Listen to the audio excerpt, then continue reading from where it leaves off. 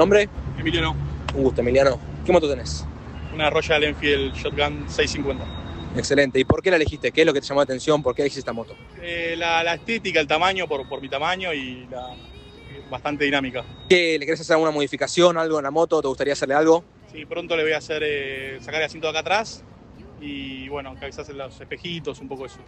Genial. ¿Hace mucho lo tenés? Hace un mes. ¿Tenés alguna anécdota ya en este mes? ¿Algo que hayas vivido? ¿Nada? Todavía no.